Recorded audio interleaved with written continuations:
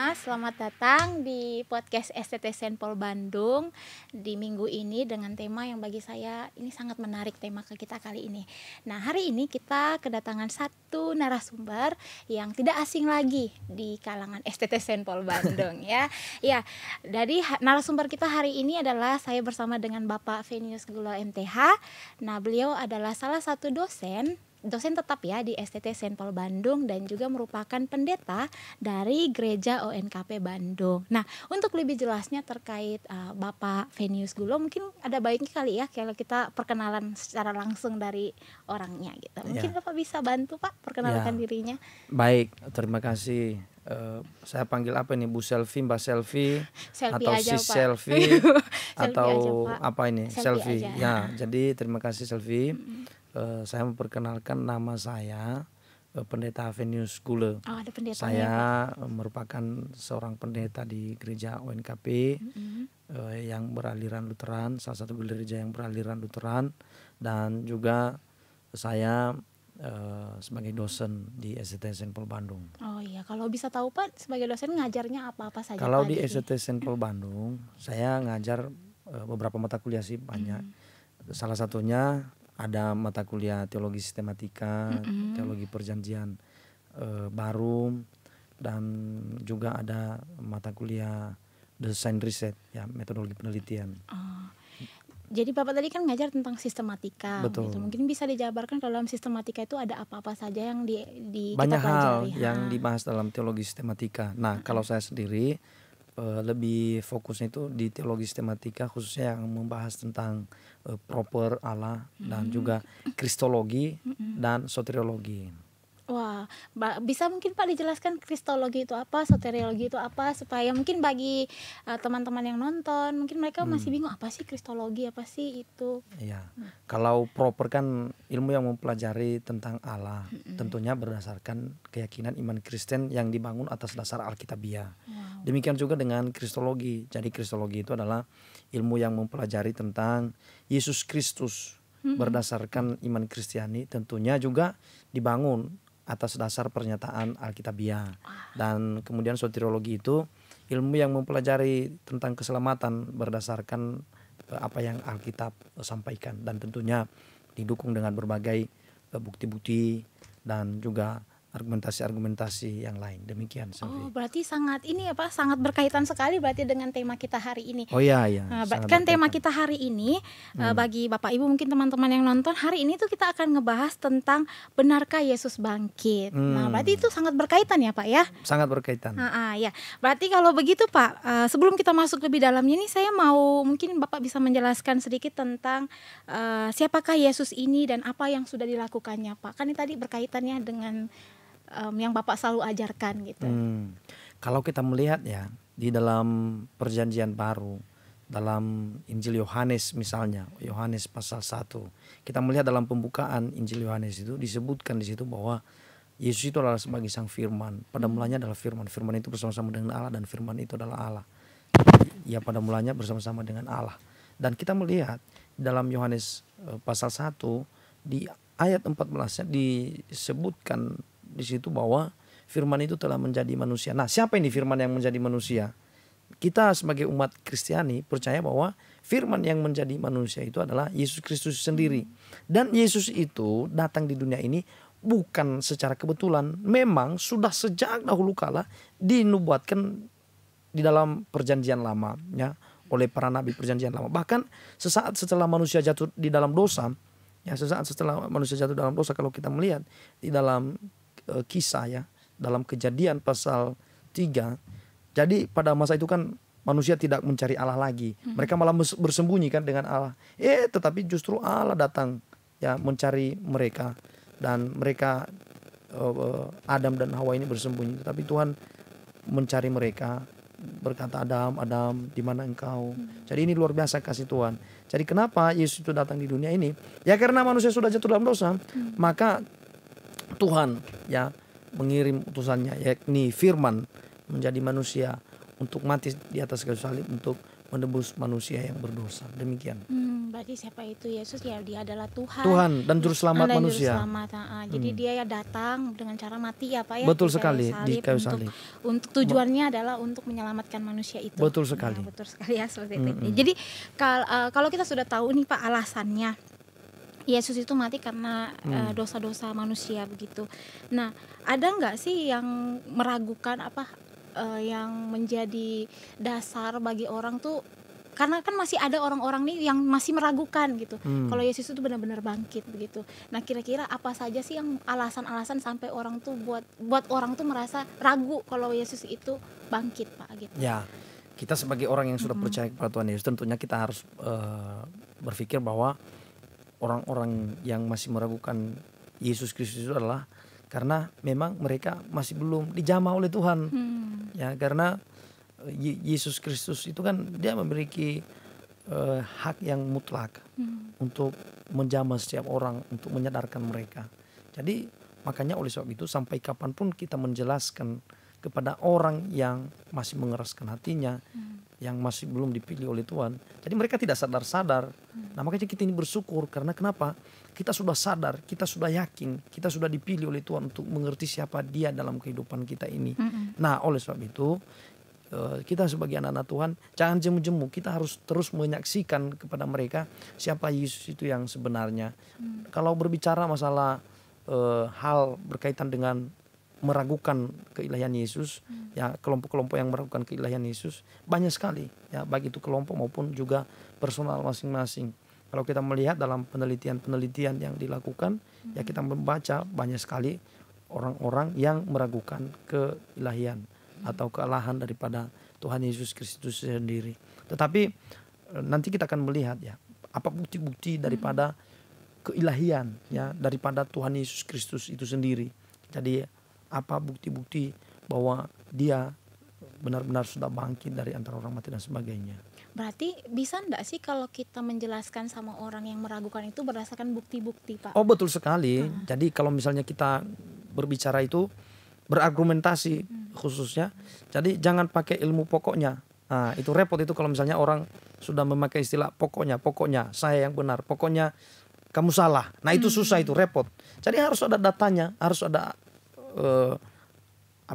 bukti-bukti yang membangun argumentasi kita sehingga orang lain bisa paham, terbuka wawasannya, terbuka pikirannya, sehingga dengan demikian bisa jadi Tuhan memakai kita, memakai argumentasi kita untuk menjamah orang tersebut agar dia menjadi percaya kepada Tuhan Yesus. Jadi maka oleh sebab itu ini merupakan tugas kita bersama, tugas semua orang yang sudah percaya kepada Tuhan Yesus. Jadi bisa nggak sih Pak bagikan kepada kita salah satu, salah dua gitu bukti-bukti yang bisa membantu kita untuk lebih mengerti dan bantu kita juga untuk bisa berargumentasi dengan orang. Bukan berargumentasi dalam kata kita harus mengatakan bahwa kita ini paling benar gitu, tapi setidaknya bukti yang bisa meyakinkan orang supaya melihat bahwa ini benar-benar Yesus benar-benar bangkit. Oh, gitu, banyak Pak. sekali buktinya, baik itu dari bukti internal, yang saya maksud internal di sini adalah Alkitab itu sendiri sebagai dasar kepercayaan kita sebagai umat Kristiani, maupun juga bukti-bukti dari eksternal ke Alkitab itu sendiri. Jadi pokoknya banyak sekali. Kalau misalnya Bapak Ibu mau belajar lebih dalam mengenai bukti-bukti yang berkaitan tentang Yesus itu benar-benar ilahi, benar-benar firman yang menjadi manusia yang sudah mati di atas kayu salib, kemudian mati untuk menebus manusia yang berdosa, dikuburkan, bangkit dari antara orang mati, maka bacalah buku ini. Nah ini nih. Wah, penulisnya Bapak ini, ya. Jadi di sini nih kaya dengan ilmu yang berkaitan dengan kristologi dan soteriologi. Jadi kalau misalnya Bapak Ibu mau belajar lebih dalam, ya Bapak Ibu bisa baca buku ini. Ada di perpustakaan, ada di STTSN Pol Bandung, dan juga ada di toko buku ya, di Kalam Hidup kalau masih ada, sepertinya masih ada di mereka. Coba Pak mungkin bisa dibaca dia jadi punya ini. kalau Pak. misalnya Selvi sekarang mau tanya ya apa bukti-buktinya. Nah, salah satunya yang saya sampaikan dalam buku ini adalah di mana pada masa itu ada ya para penjaga kubur. Ya, ada para penjaga kubur. Waktu Yesus di dunia, Jadi kan dia mengklaim kepada orang-orang Yahudi itu bahwa dia akan bangkit, anak manusia akan bangkit dari antara orang mati pada hari yang ketiga. Tentunya secara logika orang-orang pada masa itu mereka was-was kan, ya, barangkali nanti terjadi konspirasi, ya, yang dibangun oleh para murid dengan cara yang mungkin misalnya seperti ada teori-teori yang berkatakan bahwa kubur Yesus itu dicuri oleh para murid. Dan bagi saya itu tidak mungkin. Karena kenapa? Karena pada saat Yesus ada di dunia, dia sudah mengklaim itu bahwa nanti anak manusia dia sendiri nanti akan bangkit dari antara orang mati. Nah, oleh sebab itu atas dasar kekhawatiran inilah kemudian pemerintahan Romawi kemudian mereka melakukan penjagaan kubur yang begitu ketat. Ya. Makanya oleh sebab itu kalau kita melihat di dalam Alkitab, jadi orang-orang atau masyarakat pada masa itu yang menyalibkan Yesus itu, mereka kan mendesak itu Pontius Pilatus, yaitu gubernur Yudea, untuk menunjuk para penjaga untuk mengawasi kubur yang sudah dimeterai selama 3 hari. Kita bisa membaca kisahnya dalam Matius pasal 27 ayat 62 sampai dengan ayatnya yang ke-66. Berbicara masalah materai yang dikasih di kubur itu artinya bahwa tak seorang pun yang bisa menyentuh ya mayat itu untuk dicuri. Karena kenapa? Bila mana mengganggu atau menyentuh aja materai itu orang-orang dari luar yang ingin merusak apalagi mencuri mayat itu, maka hukumannya tentunya sudah tahu akibatnya. Itu akan membuat geram hati orang-orang Yahudi, maksud saya hati orang-orang Romawi pada saat itu. Dan oleh sebab itu makanya dikasihlah penjagaan yang begitu ketat. Ya, kita melihat kan kalau misalnya di Indonesia kalau misalnya ada sesuatu kasus misalnya di Indonesia ini, maka tentunya negara dalam hal ini petugas pengamanan itu maka dikasih pengamanan yang begitu ketat. Ya, bayangkan pada saat itu, ya, di mana Yesus sendiri mengklaim dirinya sebagai Allah. Bayangkan, pasti orang-orang Romawi ini sudah sangat was-wasan sekali. Selain daripada itu, Selvi, juga buktinya adalah kubur kosong, ya, kubur kosong.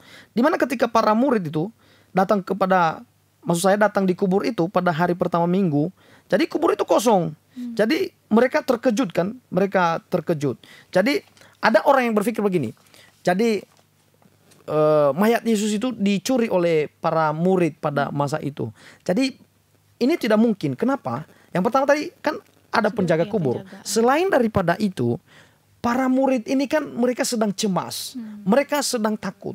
Jadi sangat tidak mungkin ada terlintas dalam pemikiran mereka untuk datang untuk mencuri mayat itu. Bayangkan, ketika Petrus saja, ya, dia ketemu dengan orang-orang Romawi pada saat itu yang menyalibkan Yesus itu, lalu Petrus kan sembunyi itu di balik pintu. Lalu tiba-tiba ada seorang beberapa yang melihat dia dan berkata bahwa ini sepertinya saya melihat ini bahwa dia ini adalah sebagai pengikut Yesus. Apa yang dikatakan oleh Petrus? Saya tidak mengenal dia. Dari sini kan kita sudah tahu bahwa mereka ini sedang dalam keadaan khawatir, sedang dalam keadaan ketakutan. Jadi sangat tidak mungkin mereka malah mencuri mayat itu. Bayangkan, ya. Lalu kemudian selain daripada itu, murid-murid ini juga kan, mereka kan orang-orang Yahudi juga. Dan mereka ini masih terikat dengan hukum-hukum, ya, termasuk mengenai ya menyentuh mayat. Ya, menyentuh mayat pada saat itu, di mana hari Paskah kan pada saat itu. Jadi itu bagi mereka, bagi orang Yahudi itu najis, ya, najis untuk menyentuh mayat ketika hari besar seperti itu. Maka oleh sebab itu tidak mungkin mereka mencuri mayat itu. Lalu kemudian apalagi kesaksian banyak orang. Jadi banyak sekali orang yang melihat. Ya, misalnya murid-muridnya, kemudian kan waktu Yesus bangkit itu kan terjadi gempa. Disaksikan oleh para penjaga-penjaga itu, bahkan mereka ketakutan kan. Ya, kemudian ada para malaikat, lalu kemudian ada orang banyak, ada ketika Yesus naik ke sorga, ya, disaksikan oleh beribu-ribu mata yang melihat dia naik ke sorga. Jadi dari sini kita melihat bahwa bukti mengenai keilahian dan kebangkitan Yesus Kristus itu benar-benar sungguh nyata. Selain daripada itu ada juga kain peluh pembungkus kepalanya. Jadi kalau kita melihat kan di dalam Alkitab disebutkan bahwa kain peluh itu kan ada di situ kan. Jadi kain kafan ya, kain kafan masih tinggal di situ. Jadi Yesus sudah pergi. Yang ada kain kafan juga. Kemudian yang paling menarik adalah perubahan signifikan para murid-murid. Kita tahu bahwa ketika Yesus sudah bangkit ya dari antara orang mati, jadi murid-murid ini mereka baru sadar ketika Yesus sudah menampakkan diri kepada mereka kan. Jadi mereka baru yakin sepenuhnya kepada Tuhan Yesus. Apa tindakan-tindakan mereka setelah itu? Mereka berubah sangat-sangat signifikan. Mereka berubah 180 derajat. Seperti siapa? Murid-murid itu misalnya. Ya, seperti si Petrus ya. Ada apa itu namanya? Ada buku yang mengklaim bahwa Petrus ini mati disalib ya dengan cara kepala di bawah dan kakinya di atas, di mana dia berkata bahwa saya tidak mau disalibkan seperti Tuhanku Yesus karena saya tidak layak untuk itu. Dan banyak sekali para murid-murid ini yang mati martir. Dari sini kita tahu bahwa kalau Yesus itu tidak berkuasa, kalau bagi murid-murid Yesus itu bukan Allah, tentunya mereka tidak berani melakukan hal itu. Masa mereka mau mati konyol dengan apa itu namanya, dengan tidak yakin dengan kepercayaan mereka. Karena tentunya ketika mereka melakukan hal itu adalah karena mereka sudah yakin sekali, percaya sekali bahwa Yesus adalah Tuhan. Makanya mereka mau memberikan hidup mereka karena pengharapan mereka bahwa di balik kematian secara jasmania ini ada kehidupan kekal bersama dengan Kristus. Demikian. Keren ya. Kok banyak sekali ya saya jelaskan. Tapi keren sih Pak ya. Jadi dari bukti-bukti yang tadi Pak Venius sudah jelaskan itu benar-benar jadi satu gambaran yang wow. Sebenarnya ini sudah kita baca dalam Alkitab, tapi dengan dijelaskan oleh Bapak yang ahlinya ya dalam Perjanjian Baru ya, itu bagi saya sangat diperjelas. Jadi benar sih Tuhan Yesus itu benar-benar bangkit dan buktinya itu yang benar-benar nyata gitu. Bayangkan bukti yang pertama itu adalah didapati bahwa sebelumnya itu kuburan itu dijaga dan dimaterai. Jadi otomatis tidak akan ada orang yang berani menyentuh itu. Yang kedua adalah kubur kosong, dan itu pada waktu kubur kosong itu yang disaksikan oleh banyak orang. Dan ketika Yesus menampakkan diri juga itu bukan cuma ke satu orang ya Pak ya. Waktu saat dia sudah bangkit, dia tidak menampakkan diri hanya kepada satu orang, tapi ada banyak orang yang menyaksikan. Bayangkan kalau kita bilang itu hanya halusinasi kan pasti dirasakan oleh satu orang ya Pak ya. Tapi ini dilihat oleh banyak orang. Artinya itu bukanlah sebuah halusinasi semata, dan itu membuktikan bahwa Yesus itu benar-benar bangkit. Betul. Gitu ya Pak ya.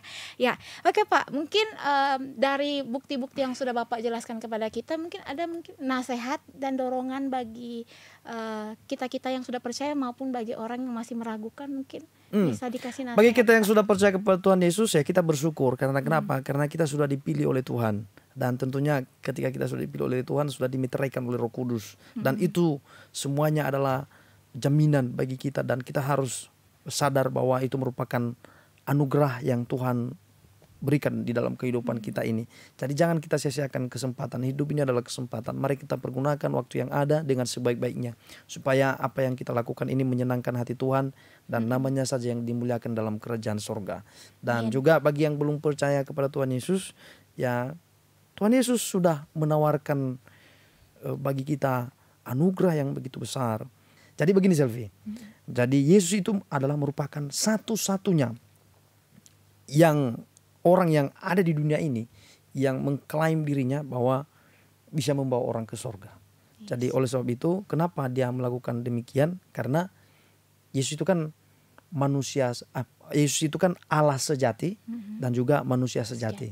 Jadi dia yang dari sorga, dia datang di dunia untuk menjadi manusia, untuk apa? Menebus manusia yang berdosa. Jadi kita sangat bersyukur sekali demikian. Iya, ya terima kasih Pak untuk sama-sama penyampaian materinya.